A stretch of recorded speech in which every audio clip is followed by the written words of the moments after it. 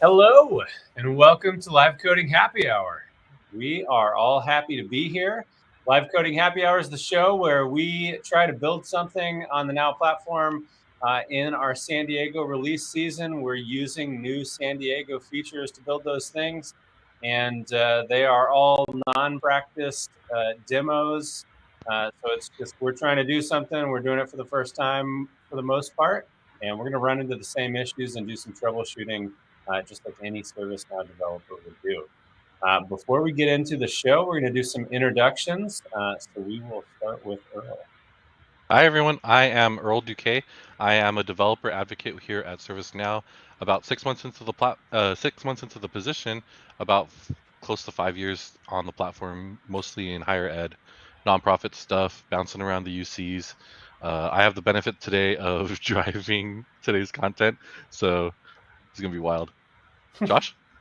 Hi, I'm Josh Nerius, and I am a product manager here at ServiceNow. I'm responsible for Integration Hub, among other integration technologies. I've been here about 8.5 years, and it's good to be back on Live Coding Happy Hour. It's been a little while. Yeah, Josh was one of the originals on Live Coding Happy Hour, so it's a lot of fun to have him back. My name is Brad Tilton. I'm a senior developer advocate with the developer program here at ServiceNow. I've been developing on the platform for a while and been with ServiceNow for about 5 years. And I am excited about our show. But we have to introduce our sidekicks first. So Earl, what are you drinking today? I'm drinking Bacardi straight from the handle. No. I have Lee's Vietnamese iced coffee concentrate spiked with Bacardi rum. Ooh. So that's what I'm drinking today. I've already had some. It is so good. Highly recommend to anybody that likes coffee, likes Vietnamese iced coffee, likes rum.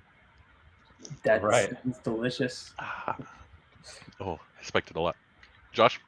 So I have today from Empirical Brewery. It's a local microbrewery in Chicago, Symbiotic Sour Ale. So I'm going low ABV today. Haven't been drinking much in a while, so we're going to see how this goes.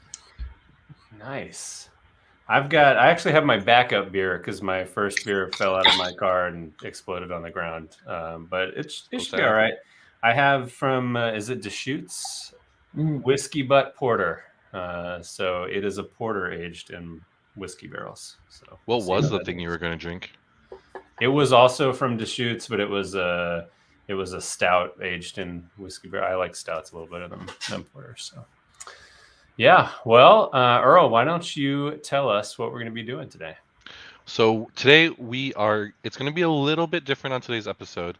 If I pull back the curtain a little bit on Live Coding Happy Hour, and Creator Toolbox for all that matters, is we usually try to choose content based off of like new things because we're developer advocates. We're trying to get features out there into the open so people are talking about it, people are learning about it. If people haven't seen it before, we want to get it out there. Live Coding Happy Hour is meant to be not prepared, so we try our best to not do preparation beforehand, so that's an actual demo and make sense of like what an actual developer is going through it. But the new features that I wanted to talk about, Integration Hub this week, because this week is Integration Hub. What's next week, Brad? Do you remember? next week we're going to talk managing app dev, so source control, some of the new app features, and then we're going to try to set up a containerized mid server on Friday. So Oh, nice. Okay, so I that'll have be to figure well. out how to do that in the next week. So There you go. I'll have to watch that one for sure. But this week is Integration Hub. So today, I wanted to show off 2 more features about Integration Hub. The being able to use Excel as an import spreadsheet when creating an app, and then we're going to jump into data streams and how to utilize a new feature that allows faster running of certain data streams. And so we're going to jump into those while showing those features off. But my goal right now, is because those are such kind of innocuous kind of features and stuff like that. I want to let this episode be a flex on how fast we can make stuff in ServiceNow, because on Tuesday when we had Mark Scott with us to talk about more Integration Hub stuff, we talked briefly about why should pro coders care about low coding stuff, and it's so obvious. It's so obvious why pro coders should be happy with low code stuff, because the things where I'm about to do are things that, if you think about it, would take any random full stack engineer days or months to make, and I'm gonna do it in 20 minutes flat. I don't know. Someone time me and see how slower it gets once I start drinking some more. In fact, let's all take a drink.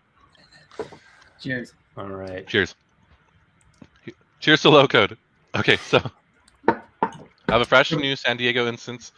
I think I requisitioned this on Monday, so it's pretty fresh. Fun fact, it's one of my instances because it has the animated bouncing logo on the top left. So that's how you know it's one of mine. Nobody tell Brent. No one has approached me about it yet. It even gets shared on LinkedIn every once in a while, and I still haven't gotten in trouble. But we're gonna go ahead and create an app. And the app I'm gonna make today is based off of a spreadsheet that I have that tracked all of the mileage information of my my now gone dead old Civic. Okay, so I used to track all of my gas mileage via a spreadsheet of whenever I refilled the car, how much did the gas cost and how much miles per gallon did I get on it. And so I have it all in a spreadsheet, and so we're gonna make an app out of that really fast to show how we can take if old processes. Anybody watching here, if you're a developer, you know that you've converted some spreadsheet to a ServiceNow process in your lifetime, and this is how far we've gone where we could just go into a low code app, do the same thing within a few seconds, even faster than 4 years ago when we would go into the table interface and create a new table. And so I want to keep flexing on how ServiceNow devs, we got so much cool stuff that makes things so much easier. So I'm gonna create an app. Earl, were you an ultra miler? Is that what they call it? Where you have the flaps over the wheels so everything's more aerodynamic and you can get more miles out of it? I know with Civics, people used to do that a lot. Is block the grill, anything to make it more aerodynamic. Dude, and Civics they're known for it's oh, you sold yours before it was 300,000 miles. What was wrong with it? It's not allowed. You have to use that yet. All right, so let's get started on your app. I'm gonna name this car mileage app because it does have more than just one car on it. So I'm gonna go name it more generic than Civic app. People keep telling me that I need to start making descriptions on stuff. So info about my beat up add Civic. There you go. Future you will appreciate it. What was car mileage? I don't know. My Civic. When you upload a picture, where does that usually show up? Do you guys know? Yeah, on the app record, there's an image. So there's a few places that it shows up. If you go to My Company Applications, I think the images show up there. Does it show up anywhere useful? Sorry. It can be useful if you have a lot of apps in that in your app list. I think it can be useful there. All right. It's also how we differentiate spokes if you're building a spoke, and so that icon actually shows up in Flow Designer in that spoke picker. Oh, that's a okay. great point. Yeah. All right, so I've created an app. I'm going to say I'm going to upload a spreadsheet. And now you see right here, this is one of the new features in San Diego's. Excel files are now accepted. So I'm going to upload my car mileage Excel sheet, which is right here, this one. Here's my little Civic with all the miles and all the times I've recorded gas for it. And it looks like it should be done. Yep, row 1 is the header. And I want to import the data too. Gonna go sit there. Gonna go ahead and take another drink. It's so good. Mm. Thanks, fellas, for following suit. Yep. It's just good live stream etiquette. Mm-hmm. Can't say no. All right, so going through the columns, I'm going to just make sure it matches. No is a string, that's right. Cost could be currency is better. Date is date. Odometer is an integer, yeah, sure. The car is a string, yeah, because that's what kind of car it is. Partial is if it was a partial fill up, which is a true false. Skipped is if you skipped a record. It's a true false. The fuel amount is a decimal, I believe. It's like how much gallons did I actually get? All right. Does that so auto populate if you say full amount? It'd be a good flow to write. What? If you say I filled it up all the way, you should auto populate fuel amount, right? Well, I guess because it wasn't empty. Never mind. Yeah, all the way it's hard for it to guess Yeah. how much it actually got. I was just trying to pull in some automation to the app. What's showing? Car mileage, I guess. Car mileage. Shouldn't make some people angry and put mileages right there. You've made me. Phil in chat. I know Phil's in chat. He's gonna say something if I put S right there. No, Phil loves plural table names. That's this is for you, buddy. Before. This is for you. Oh man, I don't know. I gotta go, guys. No. no. Good table naming doesn't have S's on it as the plural. Yeah. Okay. Cars. I'm okay with this. There he is. There he is, waiting for that. All right, so it's building my app. It says it's done, and let's go check it out.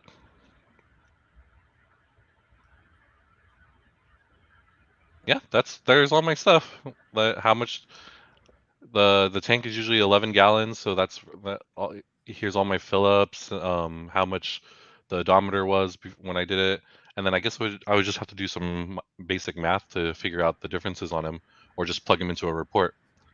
But I want to emphasize, like, I typed in maybe one thing during that process. Here comes our faces again here. I typed in like one thing in there, and it was the table name. And now I have all the columns matching the spreadsheet. All the table is actually built, ready. It has records, ready to be reported on, ready to do all these things. And it was mostly all mouse clicks while I was drinking, while I was chatting to Josh and Brad about random stuff and making fun of Phil with table names. And I was able to do that without like thought. And that's like how far we've come along in service now. And that's what stuff always is amazing to me, because it's like the job is getting easier, yet we're getting more and more in demand as developers, kind of thing.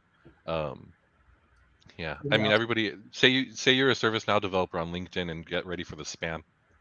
Like, that's just how it goes now. I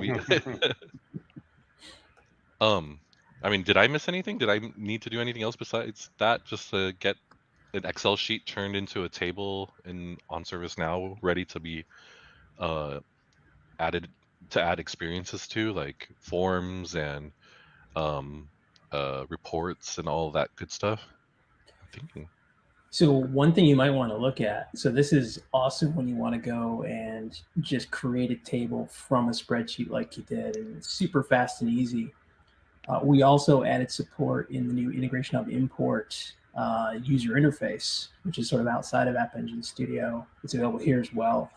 But it also makes it easy to bring in Excel there too. So in the past, it only supported data streams, and so essentially the same ability to process Excel, but then also giving you the ability to define your own mappings if you have a more advanced use case where perhaps you want to do some transformation on the data as it comes in.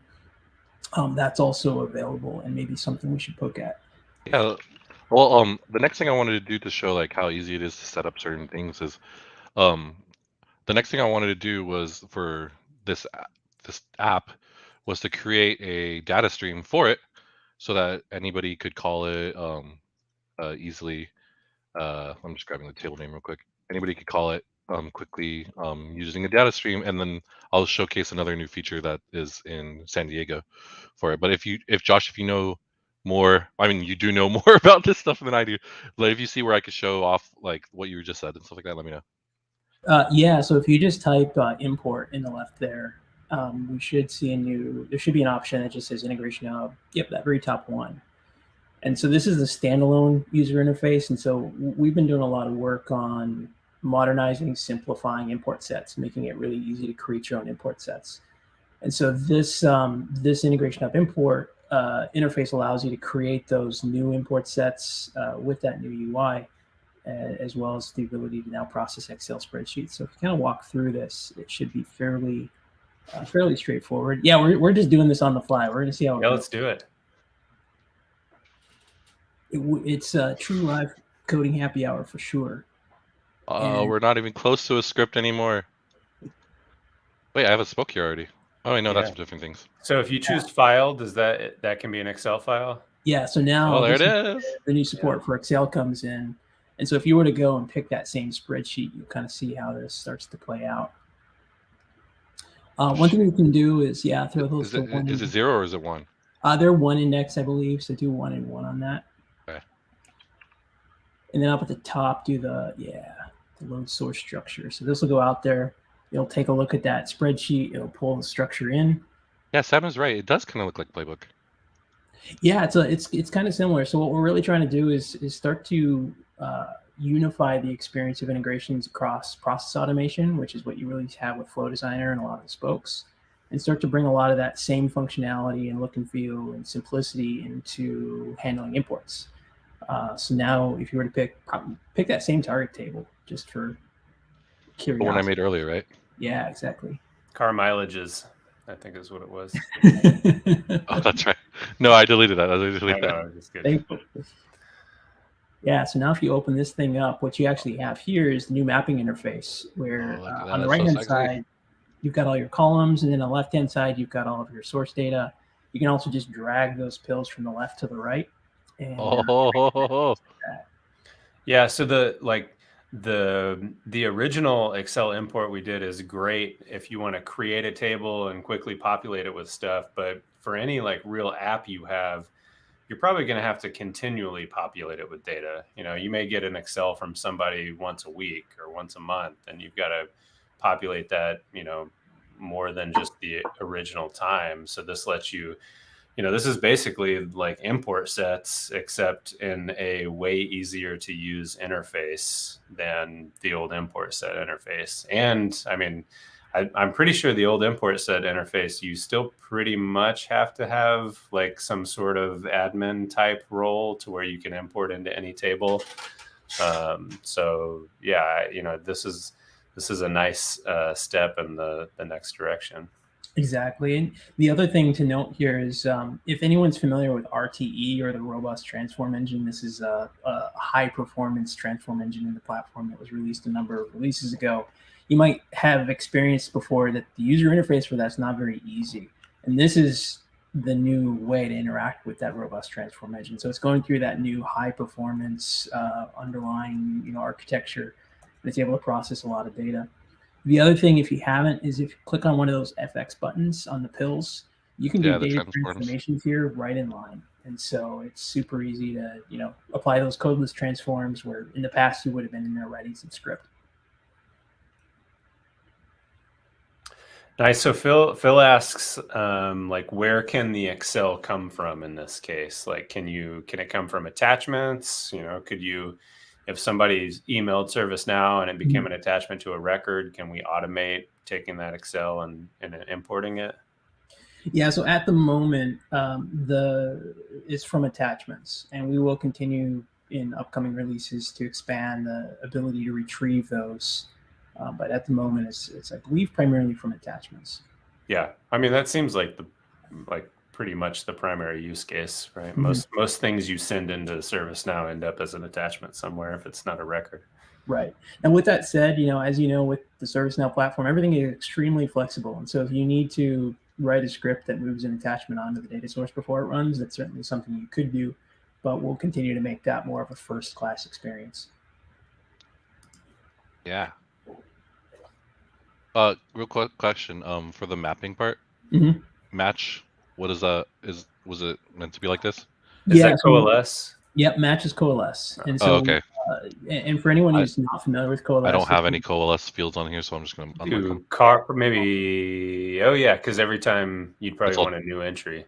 Yeah, it's a new entry each time, so there wouldn't be a coalesce on this table.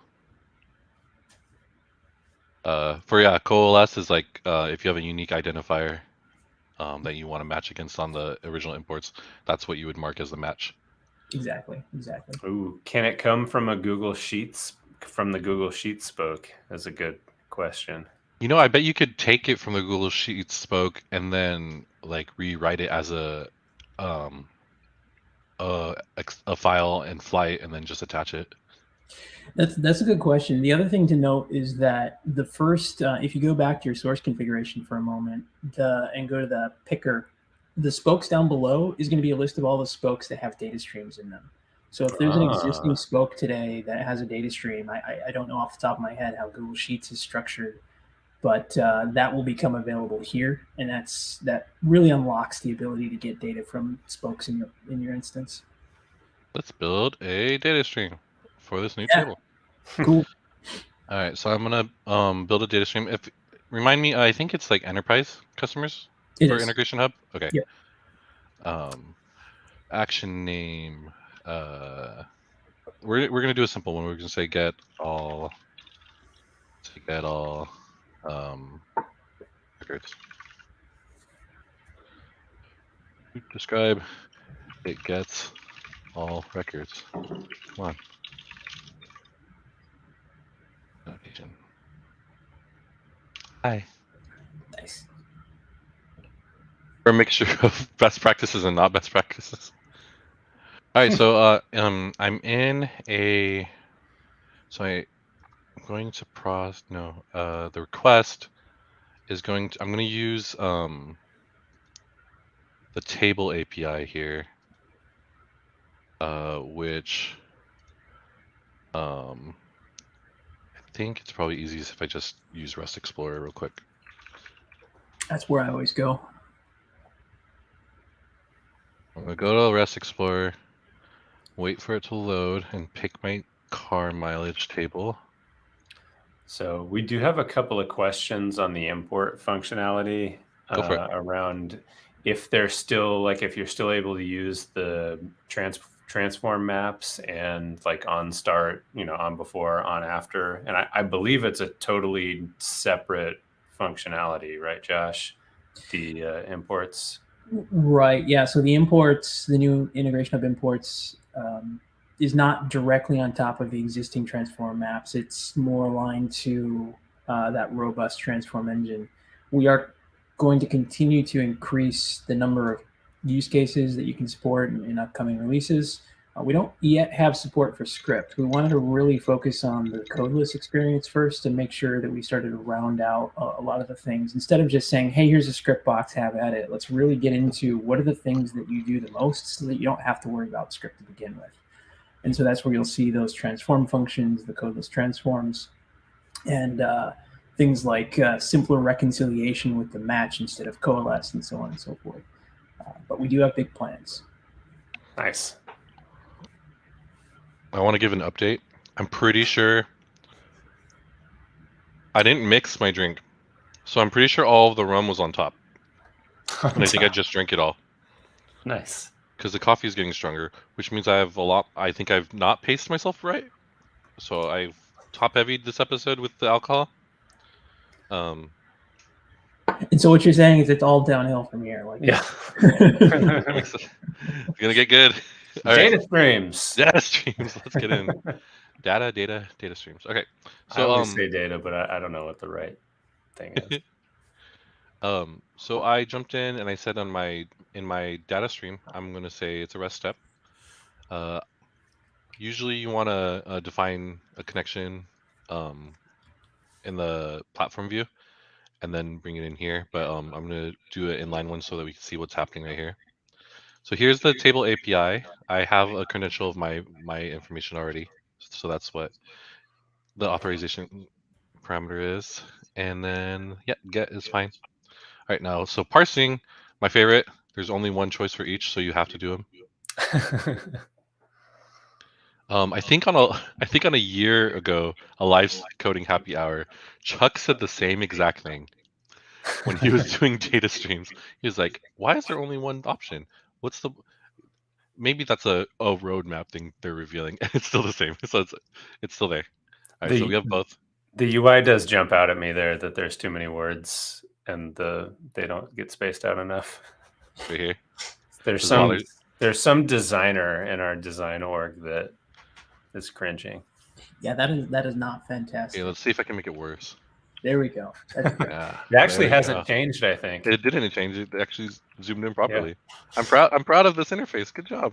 All right, so we're splitting it in by JSON, and if I remember correctly, okay, so if we go back to the Explorer, so the result is it puts the records inside of a array named result, which is in the top level of the object. And so to get to each item, you want to signify the relative path of the object, and then it's the first dot result. Yeah, so this is pointing to the result, I think. We'll find out soon enough. Yeah, you're on the right track. Okay, cool. And then it gives this nice little structure that tells you what you need to do, which is very nice. I appreciated that. And then we're gonna output. Well, I was reading like you need to. It's safer if you parse it first, just in case. Source item. There it is. So we have an input stream, and the source item is coming from whatever you split from. And I'm going to parse it because it is a JSON object. And then we're going to output it to a bunch of stuff. So don't need number. Yeah, we'll say number. Object number.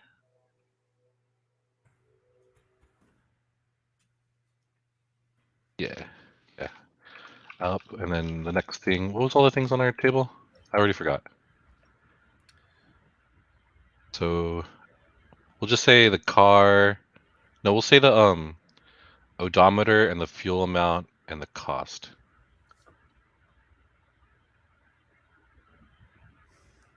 Do those really quick. Yeah, I would never try to do more than one thing the first time. I'd just be like, okay, well, we'll stop do any of this correctly. We'll do those two right now. No, yeah, you're good. I have a lot of faith in you that this is gonna work, Earl. I don't. I appreciate you, Brad, though. Can we talk about Brad for a little bit? I just appreciate him so much. He's one of my favorite guys. He's been such a big brother to me during this whole 6 months of me trying to figure out what to do with life. Did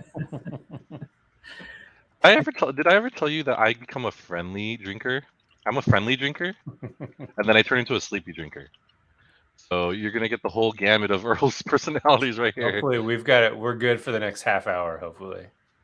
I also appreciate you, Josh, because you know what? I inherited a lot of your old stuff. I got, it was you and Dave that created Points thing, right? It is, yeah. All those fun projects.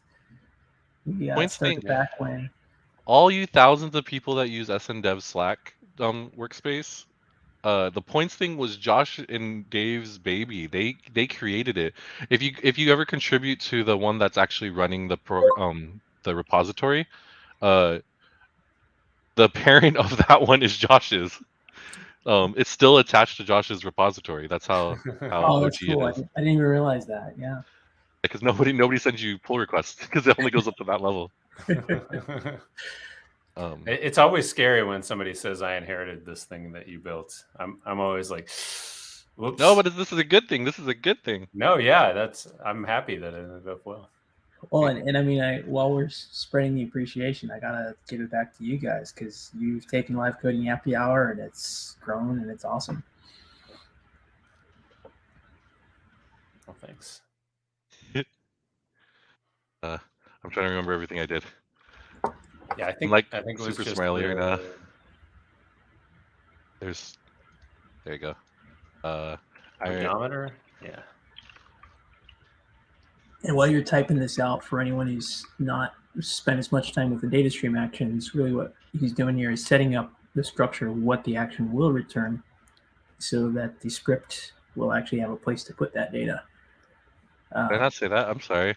I No. think the rub is kicking in, y'all. Should the labels be friendlier? Or does okay. does it really matter? Probably not with this. On a Live Coding Happy Hour, I think gets a pass. Yeah, we've already tried to use plural table names, so it's all out the window at this point. Are you all team initial caps all or just first letter cap? I'm a just first letter or first word. Yep, same with me. Yeah, same. Okay, I think. Oh, that's the first time I pressed save this whole time. I'm horrible. Oh man, I'm so glad it didn't break or refresh. Wait, where did my thing go? Where did my? Uh-oh. Oh. What happened? No. You don't have any outputs? Where'd my output go? I just spent all that time editing. Did you need to save? You don't have to save before you add outputs, do you? You shouldn't have to, no. You have to exit the output first? I mean, if you think about it on the back end, if they're like related records, maybe the record has to exist, but... Oh no. That is interesting. We'll make you capitalize them this time.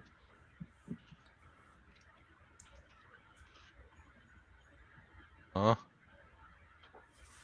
wonder what your error down there is too. That's interesting. Duplicate name input. Yeah, it seems like maybe. Here, I'll hit the refresh button first. Maybe it is there. Oh yeah. Well. Oh, that's even worse. It's processing still. Okay.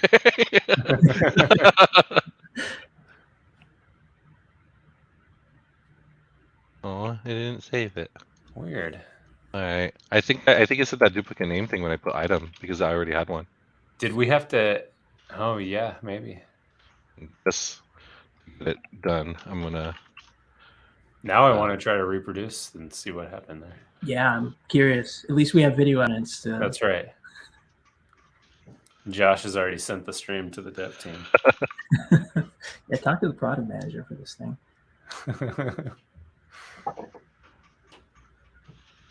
I'm almost there. I'm tabbing as fast as I can.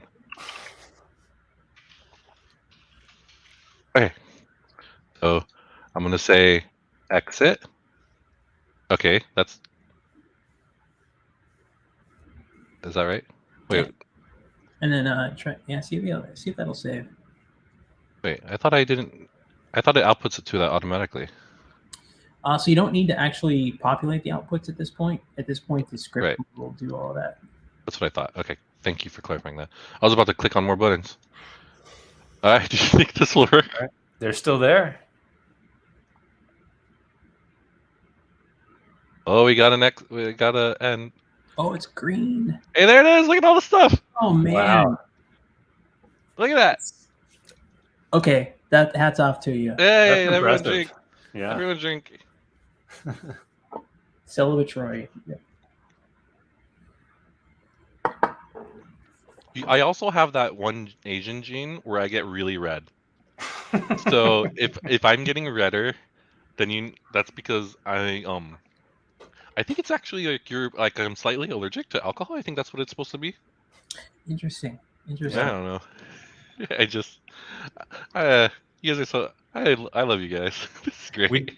We did have a comment. Should all of the outputs have been string? Do we want to make some of those like an Oh, you're integer? right. Yeah, they shouldn't have been string. Let's go fix that real quick. Who said that? Christopher. Uh-oh. Good comment. Oh, you're right, Christopher. Good job. Here, we'll put them up on the. Good call. They should not. Odometer, I think it was a decimal. It was. But what would that be? What would that be here? That would be just number? Yeah, just try. Yeah, I think number. Well, actually, on my spreadsheet, it's No. always an integer. Yeah. Okay. All the values that you showed were integers, but number was fuel amount was a decimal for sure. Yeah. And total cost was a currency. Is that there? Try searching for it. Currency, just a number, really. Oh yeah, no, that's not a supported type in complex objects. I type in cash money, it didn't work. Yeah, you don't want to do any. You don't what need did I to just do do? any conversions on the integration hub side of things. Right. Yeah, the complex object is just simple types. All right, let's test that against. Just make sure it's still working. And then we're gonna go do some code snippet grabs. All right, here it is. And look at that formatting. It knows what it is. Nice. It's not a string anymore. Good call, Chris.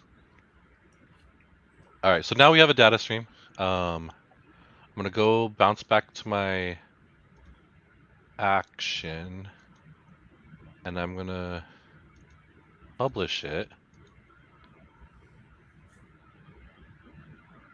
I'm so warm. No, it makes you feel better. I am a red-faced drinker as well. It happens real fast. Okay, so once you publish it, you get this new option called Create Code Snippet. I love anything that gives me that code snippet for me to copy paste. I also like that you don't get it until you publish it. That's kind of nice, actually. Well, that's true. That is nice. You can't use this until it's published. Remember? Yeah. Okay, so I'm gonna grab that, and I'm gonna go back to my old best friend, background script. Nice. Is it gonna look fancy? Is it? This looks the same. Is this different? Well, S and utils is my. Oh. You know, okay, I'm this isn't a soapbox or anything. Early on in my career, someone told me, "Hey, SN utils or like Explore Toolkit, all the fun stuff that adds a lot of developer tools for you." But early on in my ServiceNow career, I had SN utils running, and then I had a client get really upset because I couldn't remember what was their experience versus my experience on the same page. That's fair. And so ever since that experience, when I was a young developer trying to figure things out, I realized like I'm going to try my best to always be in the same situation as an end user so that I don't get like lost among the new features that they don't have, basically. Makes sense. And so I never install Explorer or SN utils. I mean, I will sometimes I wish I would, but I always go back to like, no, I've gone this far without it. But I'm not opposed to people using it. I just personally don't. I have a non-SN utils browser, but the main one I use is absolutely full of SN utils stuff. Shout out Arnaud. I don't know if he's watching right now. It's a great extension for sure. Okay, so here. It's the line numbers that it gives you in the background script is the really helpful part. Agreed. Yeah. Okay, so what am I gonna do here? I'm gonna I like that it's already in a try catch, so thanks for that. I think I'm gonna just go ahead and grab some of the variables from each one and put it to. Oh my gosh, the formatting too is what kills me sometimes. And just output it into a little sentence real quick. And while you're setting that up, one of the things that's cool about this is you can use data streams kind of in a first-class way in Flow Designer or in the new Integration Hub import or even in classic data sources. But this script API lets you build this into any app, use the data however you want. So it's pretty flexible. Right. So let's run this, see if it turns out what I want it to. Yeah. Okay, so I did the number and the odometer. Perfect. So here's where I'm gonna finally splice in why this is important for San Diego content.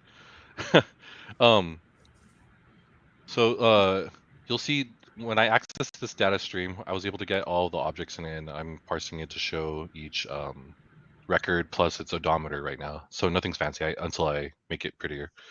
I think this is the most I've ever drank on live coding happy hour, so let me breathe. You're doing good. You're doing good. Yeah. Thanks, Oz.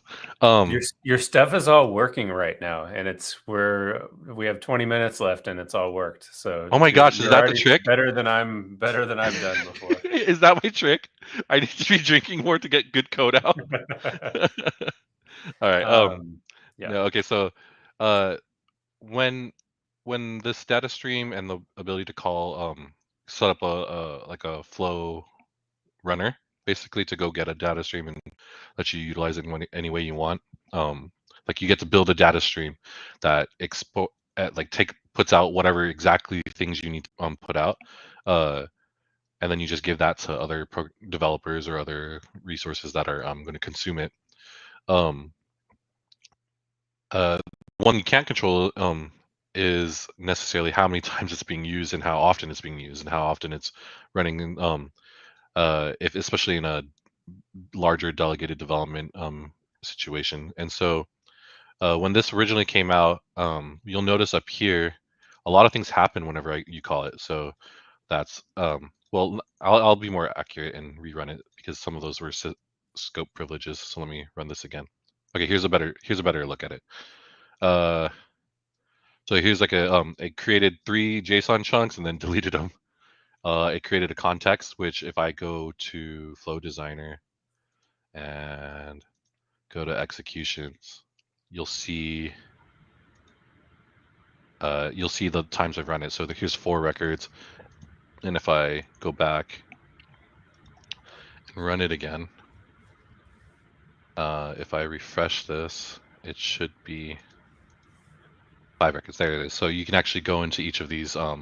Anytime someone calls it, you can actually see the context record if you have reporting turned on for it. So that's a helpful thing. So the idea is, when I was reading up on this feature, the update is this can be cumbersome, especially if you're running a lot of smaller data streams. Like imagine like you have a bunch of small data streams, but they're getting called 100 times, like within a certain amount of time. It's creating these at the very beginning, creating all these records, deleting some records, creating context, saving the context, updating the context. It gets a lot of front heavy. It's not necessarily so bad if it's like they're calling one really big data stream and it only calls it once per day or something. It's not that big of a deal. But if it's calling a lot in a short amount of time, then it can be a lot of overhead. And so in San Diego, they added a cute little method that you can add between your data stream name and the run method. You just put that right here and say quick. If you add quick with no parameters between those 2 methods and you run it, you'll notice that it does well. Here, let me again. That was scope privileges. So let me run it again. There, it didn't actually create any records in the database anywhere. So it ran it without it. And if I were to show executions of it, it shouldn't show up at all. Yeah, so it's still 5. Yeah, 5.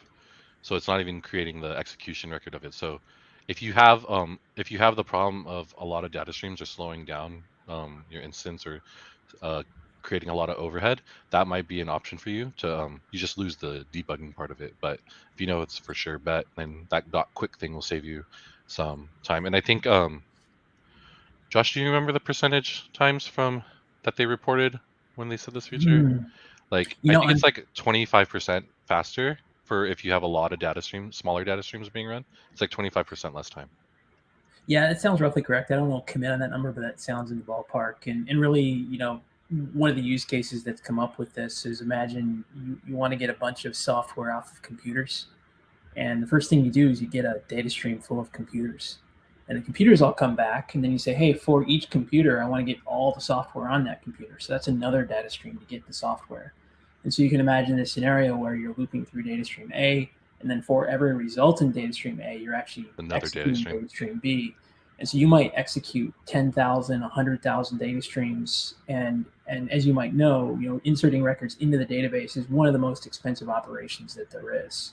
And so while all of that reporting and debuggability that you get from the execution history is great when you're in debug mode or if you're trying to troubleshoot some kind of a problem, once you're in production and you want to do something more high performance, that's really what this is for those more advanced use cases where you have sort of nested data streams interacting with each other in high volume.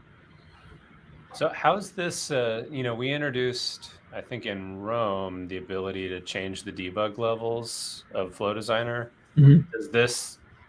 Is this independent of that, or is this it like automatically does not do any debugging? Is that basically what it's doing?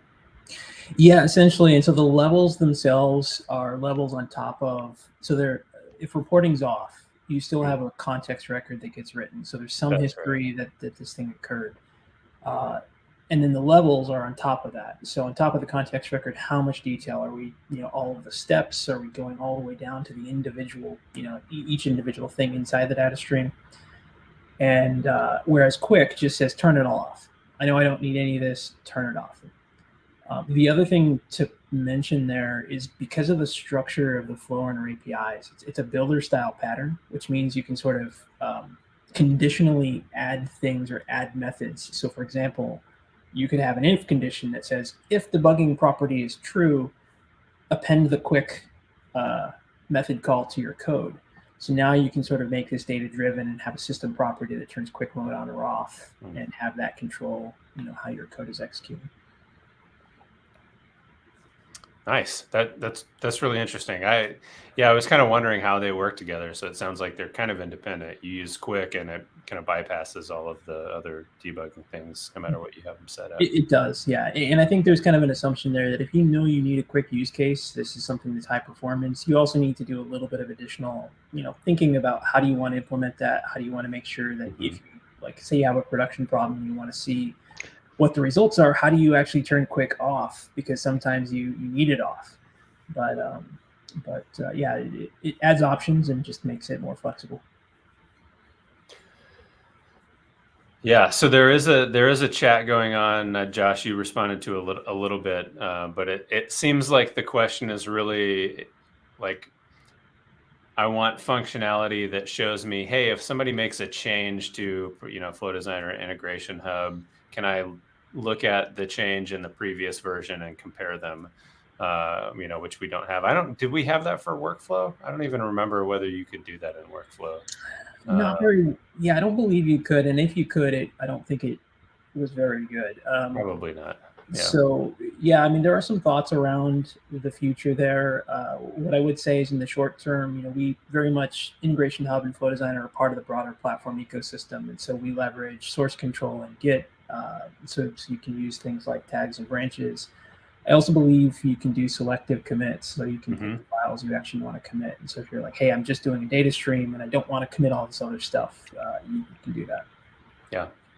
And stashing in San Diego got a little bit more, you have a little bit more record of what happened when you do some stashing, which we're going to explore on Tuesday, actually. Awesome. So yeah. But all in right. the end, and then it worked. And I mean, again, what is this? Only 15 minutes in? 50? 50? Yeah. We took a spreadsheet, created an app from it, created a data import stream of it, and created a data stream of it, and then converted it to a quicker process and showed how we could do it in a quicker process. All within 50 minutes. All within like not much scripting, only at the very end, but that's usually more intense stuff that people are doing. While I was drinking and while we were all chatting with each other about other features too, I always think it's great because I remember when I was my first position that had ServiceNow as a tool, I was this is some of you might know this story. I was a facilities coordinator, but part of the facilities team. So I was in between scheduling and talking to contractors and stuff like that. I was helping unclog the toilet, climb on the roof and clear out the stumps of leaves and stuff like that. I was doing all that stuff at the same time while trying to do a facilities portal on ServiceNow and deploying some security processes for our security team. Like I was doing wild stuff because they said they saw that I had some database experience, so they let me build stuff for them. But I remember thinking, how great of a situation was it, because ServiceNow happened to be so easy for me to get into and learn while I was doing at the same time.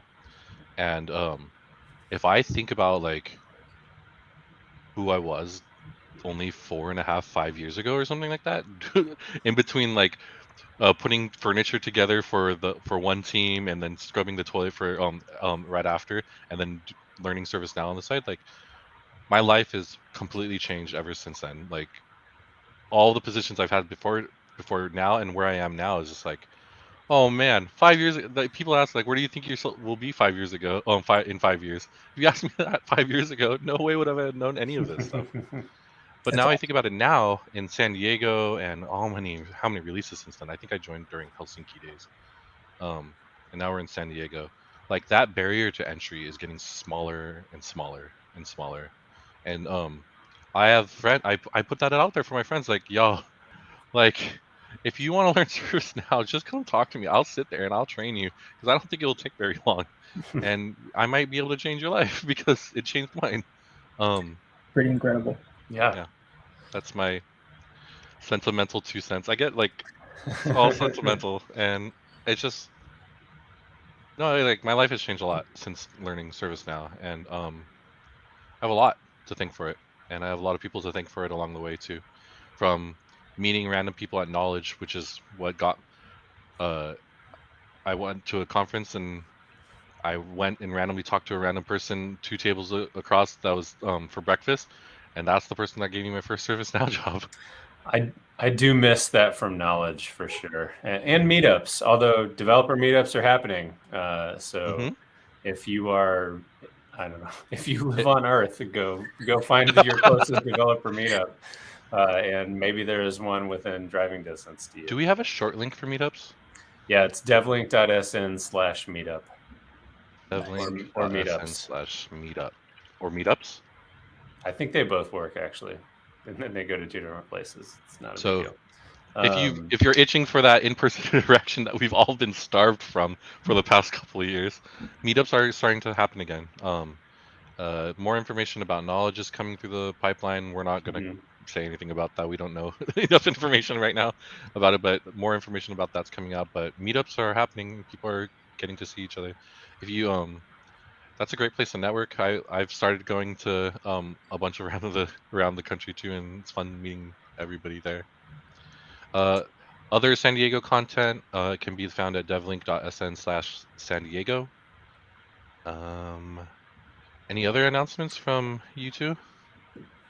Yeah, no other big announcements. We did have some conversation about like background scripts and syntax highlighting within background scripts. There actually is a new team internally that's taking a look at the overall scripting experience, and so I'm kind of excited about where that might go. So yeah, I think that's there. There was also a comment about, hey, just do background scripts in the VS Code extension. That's absolutely a good option. Is to install that VS Code extension. It's really easy to run background scripts within that extension, and you get all of the nice VS Code stuff as well. So that's, if you know you're going to be running background scripts, that's a really good way to do that, is pull it into VS Code. Yeah, I think we're good. Josh, any closing thoughts? Anything you want to share around Integration Hub or anything? I mean, it's just it's good to be back, and nice work, Earl, on those demos. it's cool to see Integration Hub, Import, and some of these things start to take shape, and we're excited to hear how everyone experiences them, and we want your feedback, and we want your good and bad and otherwise. So, Awesome.